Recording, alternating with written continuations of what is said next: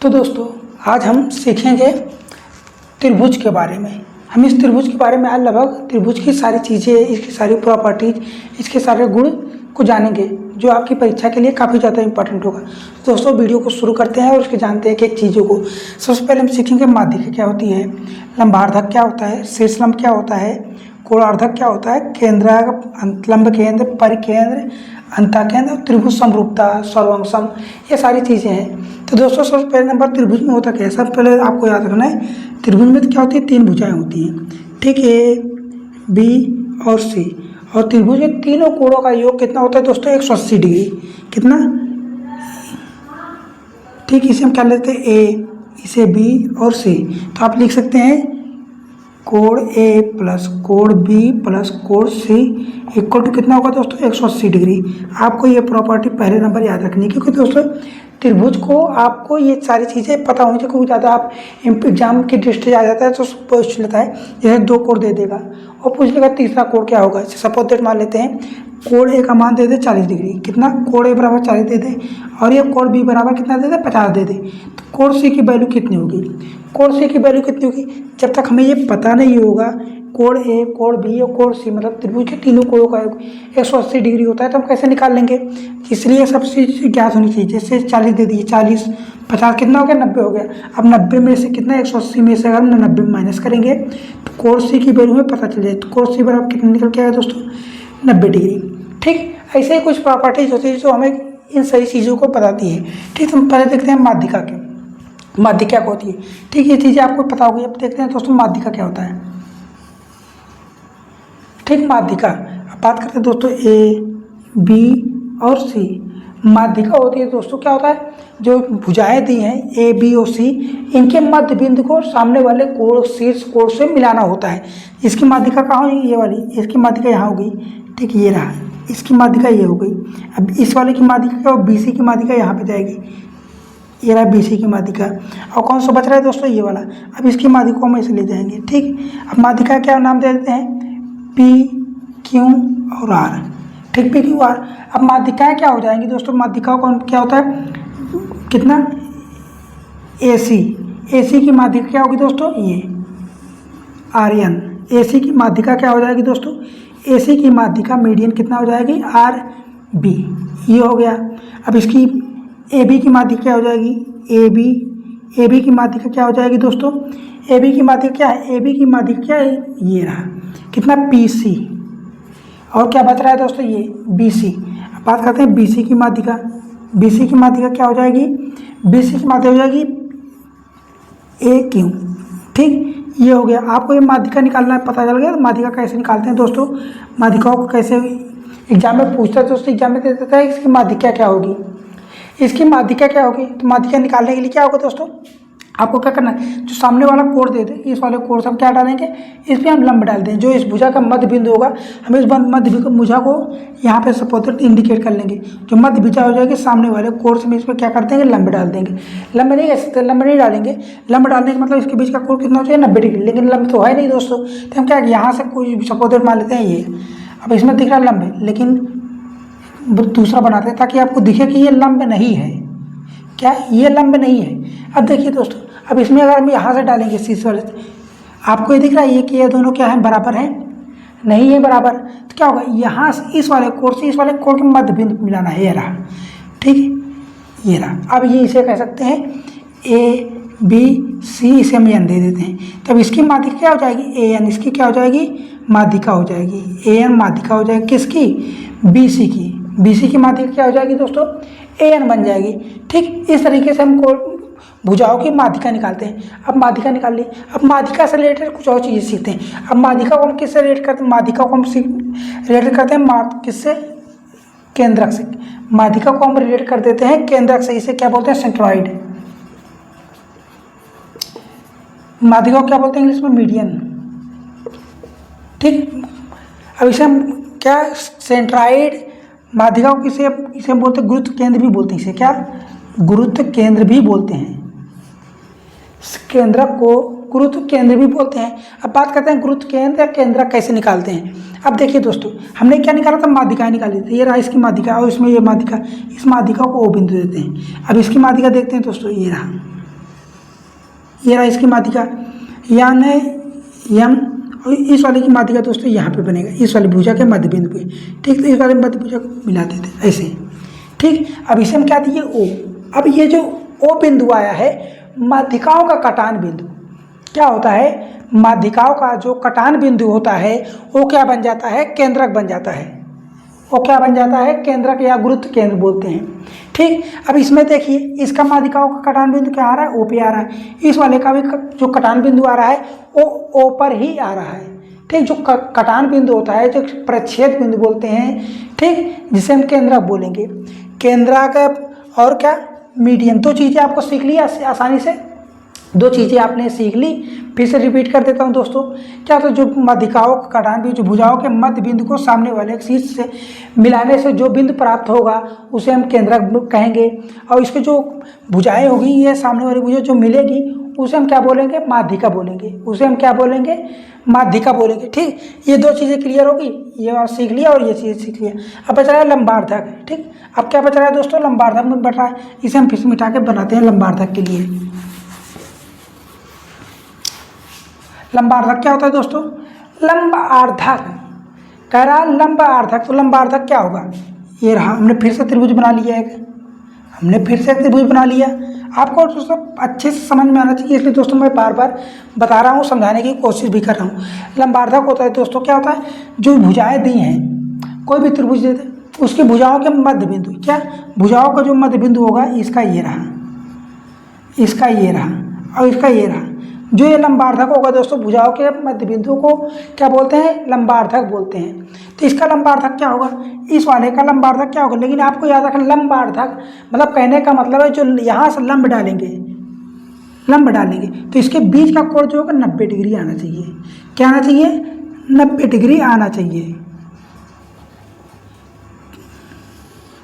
ये रहा 90 डिग्री, सब में लंबा 90 डिग्री आ रहा है। इसे हम बोल सकते हैं ऊंचाई भी बोलते हैं। इसे हम क्या बोलेंगे दोस्तों, ऊंचाई भी बोलेंगे। इसे हम क्या बोलेंगे, ऊंचाई भी कहेंगे, क्योंकि दोस्तों जो लंबार्धक होता है वो सीधा होता है, कितना परपेंडिकुलर होता है। ये परपेंडिकुलर आपको दिख रहा है कि दोस्तों 90 डिग्री का कोण दिख रहा है। जब ये किसी भी भुजा के शीर्ष से डाला गया लंब, वो क्या होगा, लंबार्धक होगा, भुजाओं के मध्य बिंदु से। ठीक, ये रहा लंबार्धक हो गया। ठीक, आपको ये याद होगा। अब बात करते हैं लंबार्धक को हम किससे रिलेट करेंगे, लंबार्धक को हम किससे रिलेट कर देंगे, लंबार्धक को दोस्तों हम रिलेट करेंगे लंब केंद्र से।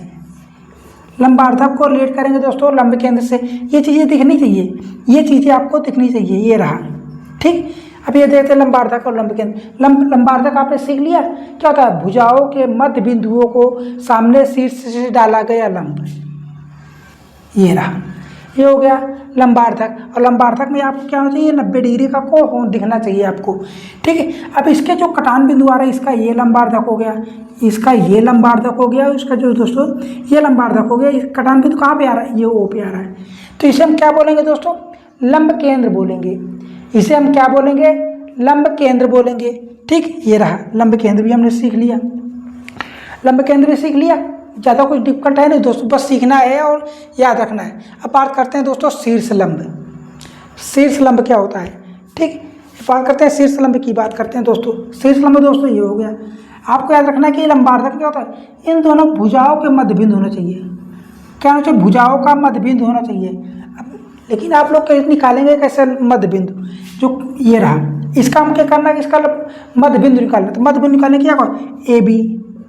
ठीक, हम क्या करेंगे, इसकी तो आधी दूरी, इसकी आधी दूरी सपोज यहाँ पे आ रहा है, इसकी आधी दूरी यहाँ पे आ रहा है। सिर्फ हमने क्या एक मेजर लिया, हमें तो कोई पैमाना है नहीं, तो हम क्या करें, आपको दिखना चाहिए कि हाँ ये आधे से कम है, ये आधे से ज़्यादा है, ये आधा मतलब यहाँ पे आ रहा है। ठीक है, अब बात करते हैं जैसे हम किसी भी भुजा का आधा करना, अर्धक करना हो तो क्या करेंगे, हम इसकी आधे से ज़्यादा दूरी लेंगे। इसकी आधी दूरी ये रहा, इसके आधे से ज़्यादा दूरी हम ले लेते हैं, ये रहा आधे से ज़्यादा दूरी। तो क्या करेंगे, यहाँ पे चाप लगा देंगे, यहाँ पे चाप लगा दें। चाप लगाना दोस्तों आपने 6-7 में ही सीख लिया होगा। ठीक, अब इस वाले भुजा से बिंदु बी से भी आधी दूरी से ज़्यादा चाप लेते हैं, ये रहा बिंदु, इससे भी आधी दूरी की चाप लेते हैं, ये रहा। तो इसका क्या करेंगे, ये कटान बिंदु। ठीक, ये रहा कटान बिंदु। ठीक, अब यहाँ से भी ऐसे ही बनेगा, जो इधर से लिया था दोस्तों ये। ठीक, तो ऐसे ही इधर भी बनेगा ऐसा, फिर इधर से भी ऐसा कुछ बनेगा। तो जो इन दोनों को ऐसे मिला देंगे, इन दोनों को ऐसे मिलाएंगे। अब ये देखिए यहाँ पे आ रहा है, आधे पे कुछ दिख रहा है कि नहीं दोस्तों, दिखा आधे पे, हमने जो पैमाना माना था वो सही था। ये रहा इसका लंबार्धक, मतलब ये वाली दूरी क्या होगी, बराबर होगी, और इस साइड की दूरी इस साइड की दूरी की क्या हो जाएगी, बराबर हो जाएगी। ये ऐसे हम किसी भुजा को वार्धक करते हैं, किसी भुजा को हम दो बराबर भागों में बांटते हैं। इसी तरीके से एग्जाम में दोस्तों ये सब अलाउड होता नहीं है कि हम प्रकार ले जाएं, गोला प्रकार ले जाएं, ठीक। तो इसलिए दोस्तों मेजर देते हैं, क्वेश्चन में नहीं दे देता है कि इसकी आधी दूरी ये हो जाएगी, ठीक। हमने सीख लिया क्या, लंब केंद्र, केंद्रक। अब बच रहा शीर्ष लंब। शीर्ष लंब सीखते हैं दोस्तों। शीर्ष लंब को पहले हम फिर से बना देते हैं त्रिभुज, ठीक। शीर्ष लंब मतलब सामने के जो कोण से हम सामने वाली भुजा पे क्या डाल देंगे, लंब डाल देंगे। सामने वाली भुजा पे क्या करते हैं, लंब डाल देंगे। लंब डालने का मतलब शीर्ष लंब में ये जरूरी नहीं होता कि ये दोनों क्या हो जाएंगे, भुजाएं क्या होती हैं, बराबर हों। ये जरूरी नहीं है कि ये दोनों क्या हो जाए, भुजाएं बराबर हो, लेकिन आपको यहाँ सामने वाले शीर्ष से क्या होता है, लंब डालना होता है, ठीक है। नाम देते ABC, हमने क्या दिया, नाम दे दिया। अब इसका जो शीर्ष लंब है दोस्तों ये बना, इसका नाम देते हैं यम। अब त्रिभुज ABC का क्या, शीर्ष लंब, ABC का शीर्ष लंब क्या हो जाएगा, भुजा AB का शीर्ष लंब क्या हो जाएगा दोस्तों, AB का शीर्ष लंब बन जाएगा AM। भुजा AB का शीर्ष लंब क्या बन जाएगा दोस्तों, AM। शीर्ष लंब में भी क्या होता है, ये दोनों डिग्री क्या होती है, 90 डिग्री होता है। ये भी एक डिग्री क्या होता है, 90 डिग्री, क्योंकि दोस्तों सामने वाले शीर्ष से हमने क्या डाला है, इस पर लंब डाल दिया है। सामने वाले शीर्ष से हमने क्या डाला है, लंब डाल दिया है, ठीक है। ये हो गया। अब बात करते हैं दोस्तों कोण आर्धक। अब बात करते हैं दोस्तों कोण आर्धक। कोण आर्धक क्या होता है, अब कह रहा कोण आर्धक, कोण आर्धक कह रहे हैं मतलब कोण को आधा करना होता है। कोण आर्धक कह रहा है मेरा कोण को आधा करना होता है, ठीक। ये रहा, हमने मिटा देते हैं फिर से, ये भी सीखा। बता रहा कोण आर्धक, ये सपोज मान लेते हैं हमारा कोण क्या है, A। इसे हम क्या देते हैं, अल्फा नाम दे देते हैं। इसे हम क्या नाम देते हैं दोस्तों, अल्फा नाम दे देते हैं। अल्फा को हम क्या करेंगे, ऐसे दो भागों में बांटना है, तो क्या हो जाएगा, α/2 हो जाएगा, और ये भी α/2 हो जाएगा, ठीक। इसमें भी कोई जरूरी नहीं होता क्या होता है कि ये दोनों भुजाएं बराबर हो, लेकिन हमें क्या होता है, कोण को आधा करना है। कोण को क्या करना होता है दोस्तों, आधा करना होता है। अब इसका भी इसी तरीके से हम आधा कर देंगे, इसको भी किसी तरीके से हम आधा कर देंगे, और इसको भी हम किसी तरीके से आधा कर देंगे, ठीक। अब क्या होगा, कोणार्धक भी सीख लिया, शीर्ष लंब कोणार्धक भी सीख लिया। अब बात करते हैं दोस्तों परिकेंद्र की। अब बात करते हैं दोस्तों परिकेंद्र की। परिकेंद्र क्या होता है, परिकेंद्र होता है दोस्तों क्या होता है, जैसे भुजाएं दे देते हैं, ठीक है। परिकेंद्र से अच्छा क्या है, आपको सीख लीजिए अंतःकेंद्र। परिकेंद्र से पहले आप सीख लीजिए अंतःकेंद्र। परिकेंद्र से पहले सीखना होगा अंतःकेंद्र, क्योंकि दोस्तों क्या होता है, जो अंतःकेंद्र होता है ये कोणार्धक से ही रिलेटेड होता है। को जो अंतःकेंद्र होता है दोस्तों वो कोणार्धक से ही रिलेटेड होता है। जो कोणार्धक का केंद्र होगा, जो कोणार्धक की सभी कटान बिंदुओं को मिलाएंगे, जो ये बिंदु पे काटेगा वो क्या बन जाएगा, अंतःकेंद्र बन जाएगा। क्या बन जाएगा, अंतःकेंद्र। अंतःकेंद्र मतलब यहाँ से हम क्या लेंगे, एक ऐसा वृत्त खींच देंगे। जो यहाँ पे कटान बिंदु आएगा उसे हम केंद्र मानकर एक वृत्त खींचेंगे, तो त्रिभुज की तीनों भुजाओं को क्या करेगा, टच करेगा। त्रिभुज की तीनों भुजाओं को क्या करेगा, टच करेगा। तो ये हमने टच करा दिया, यहाँ से भी टच किया, यहाँ से भी टच किया, और यहाँ से भी टच किया। ये क्या बन गया, अंतःकेंद्र बन गया। अब बात करते हैं परिकेंद्र की। अब बात करते हैं दोस्तों परिकेंद्र की। परिकेंद्र क्या होता है, परिकेंद्र मतलब त्रिभुज के बाहर कुछ ऐसा इस तरीके से बने, जो वृत्त खींचे वो त्रिभुज के तीनों शीर्षों को टच करे। जो हम वृत्त खींचे वो त्रिभुज के तीनों शीर्षों को टच करे, ठीक। तो इसके लिए क्या होता है दोस्तों, ये होता है इन भुजाओं के मध्य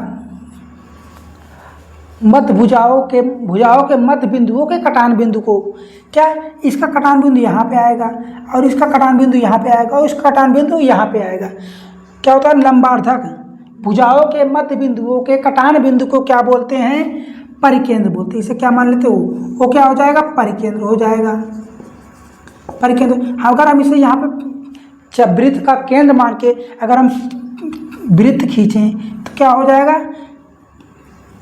इसे सभी भुजाओं को टच करेंगे, मतलब इसके त्रिभुज के तीनों शीर्षों को टच करेगा, A, B और C।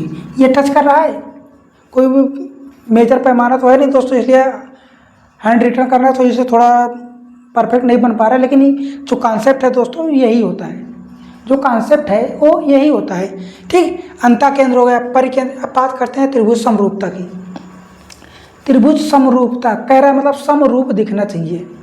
क्या कह रहा है, त्रिभुज हमारा क्या होना चाहिए, समरूप दिखना चाहिए। जरूरी नहीं कि वो क्या हो जाए, छोटा हो बड़ा हो चलेगा, छोटा हो या बड़ा हो चलेगा, लेकिन दिखना एक जैसे चाहिए। कहते हैं गांव में जैसे एक घर में दो भाई हों, क्या गांव में जैसे एक ही घर में एक ही माँ बाप के दो बच्चे हों, एक ही ये क्या था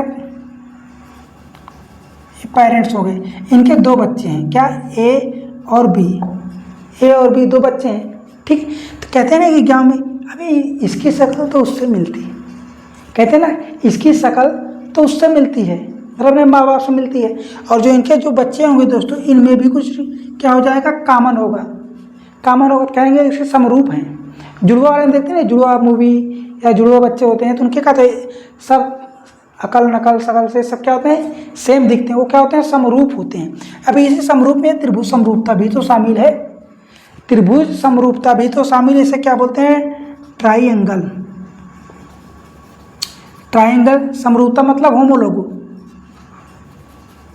होमो त्रिभुज बोल देंगे, होमो त्रिभुज या होमो शेप, इंग्लिश तो है नहीं दोस्तों ये सब। मैंने होमो मतलब समान होता है, शेप मतलब आकृति, सेम आकृति में जो त्रिभुज बने उसे हम क्या बोलेंगे, समरूप त्रिभुज, ठीक। अब बना लेते हैं त्रिभुज, एक त्रिभुज या कुछ ऐसा बनाते हैं, ए बी सी, और इसी का समांतर एक बड़ा त्रिभुज बना लेते हैं, क्या बन जाए, पी क्यू और आर, पी क्यू आर। हमने दो त्रिभुज बनाए, इन दोनों त्रिभुज कह रहा है कि समरूप हैं, क्या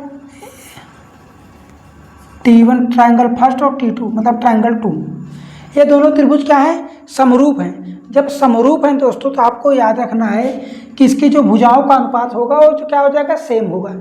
इनकी भुजाओं का जो अनुपात होगा वह समान होगा। भुजाओं का अनुपात मतलब क्या, ए सी बटे, हमने ई वाली भुजा ली तो इसमें भी यही वाली भुजा लेंगे, ए सी बटे पी क्यू पी आर, ठीक। ये इसके समांतर हो गया। अब बात करते हैं BC की, क्या लीजिए, BC लिए तो इसमें वाली भी तो यही वाली भुजा लेंगे, तो क्या बन जाएगा, PQ। अब इसमें ये क्या बच रहा है, ये वाली भुजा बच रही है, ये वाली भुजा बच रही थी, इसमें भी ये वाली भुजा ले लेते हैं, क्या बनेगा, AB बटे PQ, ठीक। ये हो गया, ठीक। यहाँ तक समझ में आ गया। अब बात करते हैं दोस्तों इसके परिमाप की। अगर यहाँ पे दे दे दोस्तों परिमाप, समरूप त्रिभुज का परिमाप, ये रहा परिमाप, ट्रायंगल फर्स्ट और ट्रायंगल 2 परिमाप 2, परिमाप दूसरे त्रिभुज का परिमाप ले लेते हैं। तो दूसरे त्रिभुज का परिमाप लेंगे तो क्या हो जाएगा, जो शीर्ष लंब होगा ये रहा, इसका शीर्ष लंब डाल दिए और इसका भी हमने शीर्ष लंब डाल दिया, इसे हम यम नाम दिए और इसे हम क्या नाम दिए, यन नाम दिए, इसे हम क्या नाम दिए, यन नाम दिए। तो परिमाप क्या हो जाएगा, CN बटे और PM, ठीक। ये हो गया जो त्रिभुज का परिमाप होगा दोस्तों, इसका क्या हो जाएगा, इसके शीर्ष लंब के अनुपात के बराबर होगा। यहाँ तक समझ में आ गया। अब बात करते हैं इसके क्षेत्रफल की, ठीक। त्रिभुज फर्स्ट का एरिया, त्रिभुज फर्स्ट का क्षेत्रफल बटे T2 का क्षेत्रफल, दूसरे वाले त्रिभुज का क्षेत्रफल। अब इसकी ऊंचाई देखते हैं, ठीक। अब इसकी ऊंचाई क्या हो जाएगी, पहले वाले की ऊंचाई क्या हो जाएगी, H1, और दूसरे वाले की ऊंचाई क्या हो जाएगी दोस्तों, H2, दूसरे वाले की ऊंचाई क्या हो जाएगी, H2। जब इसका क्षेत्रफल बात करें, क्षेत्रफल क्या होता है, स्क्वायर में जाता है उसका एरिया, उसका जो यूनिट होता है दोस्तों क्या होता है, मीटर स्क्वायर या यूनिट स्क्वायर बनता है। यूनिट स्क्वायर मतलब इसका क्या, ऊंचाई को हम क्या करेंगे, दो बार लगा देंगे, ऊंचाई फर्स्ट का स्क्वायर, H1 का स्क्वायर बचे H2 का स्क्वायर, ठीक। ये हो गया, यहाँ सब समझ में आ गया। यहाँ तक समझ में आ गया दोस्तों, अनुपात हो गया। और उसमें चाहे जहाँ से भी दे दे, जहाँ से भी दे आपको वही चीज़ें सेम रख देना है बस। यहाँ तक समझ में आ गया। और जैसे दोस्तों एक चीज़ और बताना भूल गए, माध्यिका से रिलेटेड है। माध्यिका से रिलेटेड मतलब केंद्रक, ठीक है। इसमें क्या होता है, जैसे सपोज दैट केंद्रक दे दे ये और ये, तो इसका जो रेशियो होता है इसका, ठीक, इस वाले का रेशियो इस वाले रेशियो का अनुपात क्या होता है, 2:1 होता है। क्या होता है, 2:1 होता है। जब त्रिभुज के कटान बिंदुओं मिलाएंगी, जब दोनों त्रिभुज की जो माध्यिका होगी उसका जो कटान बिंदु होगा वह 2:1 के अनुपात में डिवाइड होगा, 2:1 के अनुपात में क्या होगा, विभाजित होगा। ठीक, इसे हम 2 लेंगे तो इसे हम लेंगे, अगर इसे हम 6 ले लें तो इसे हम क्या ले लें, 3 ले लें। 3 एकम 3, 3 दूना 6। अनुपात हमेशा कितना आना चाहिए, 2:1 के अनुपात में ये रेशियो आना चाहिए।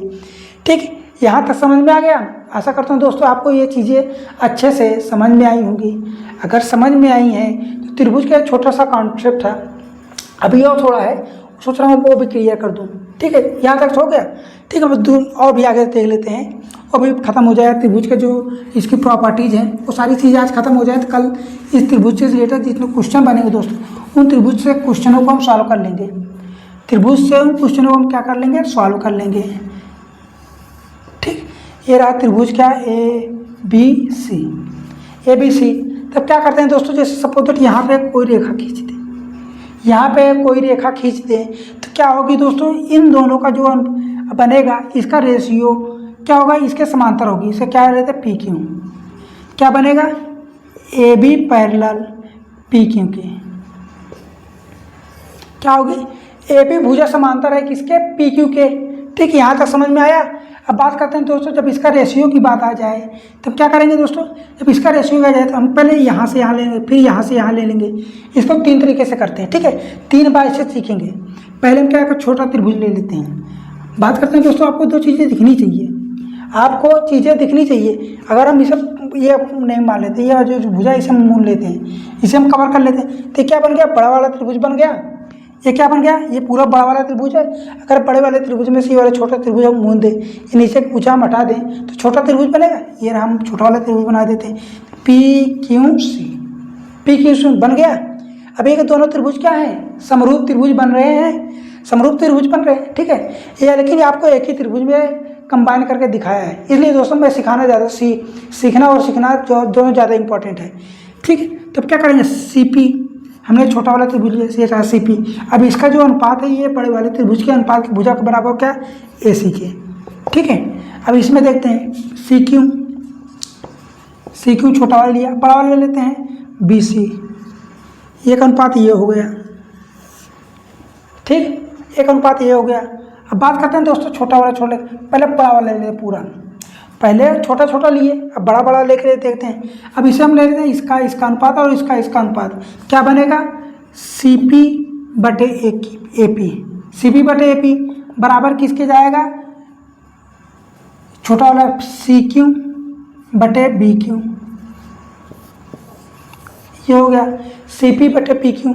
और कुछ बच रहा है, और बच रहा है दोस्तों। अब क्या करेंगे दोस्तों, पहले हमने छोटा लिया, अब बड़ा पूरा ले लेते हैं, पूरा हम बड़ा ले लेते हैं, पूरा बड़ा क्या लेंगे, फिर CP क्या है, CP यहाँ से यहाँ तक हमने ले लिया, यहाँ से यहाँ तक ले लिया।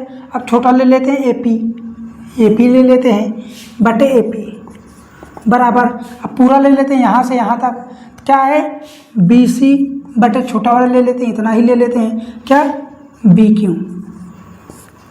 ये हो गया, यहाँ तक समझ में आ गया। ये राशि समरूपता त्रिभुज के गुण हैं। ये होते हैं समरूप त्रिभुज या किसी भी त्रिभुज का अनुपात दे दे तो उससे तरीके से हम ये निकाल लेते हैं। ठीक, ये प्रॉपर्टी यहाँ समझ में आ गई। एक और दूसरी प्रॉपर्टी वो भी सीख लेते हैं, इसी लगे सब आज त्रिभुज खत्म ही कर देते हैं ताकि कल क्वेश्चन बचे। अब बात करते हैं दोस्तों, ये रहा, हमने एक त्रिभुज बना लिया, फिर से एक त्रिभुज बना लिया फिर से। अब क्या होगा, ABC नाम दिया।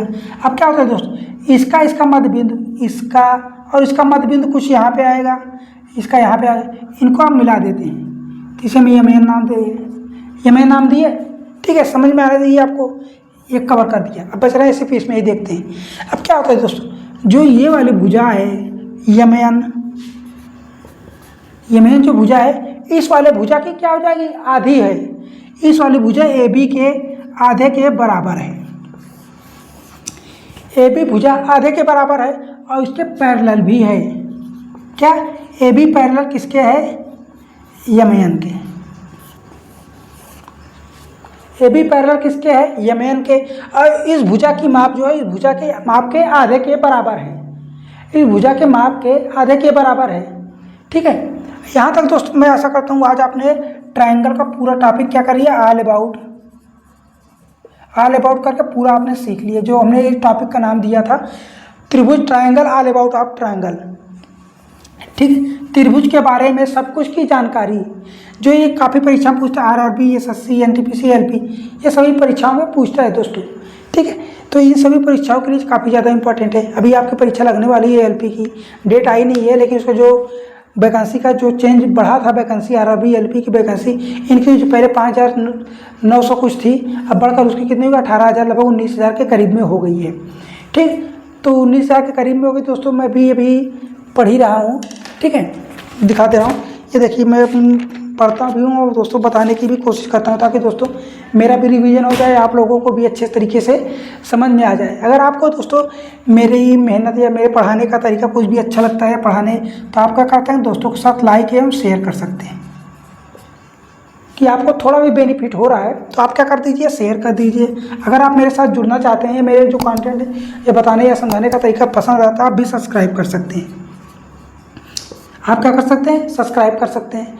ठीक, तो मिलेंगे अगली वीडियो में मज़ेदार क्वेश्चन और इस त्रिभुज से रिलेटेड जितने भी और भी चीज़ें छूट गई हैं जो, उन क्वेश्चनों के माध्यम से पूरा सीख लेंगे। ठीक है, तब तक के लिए बाय।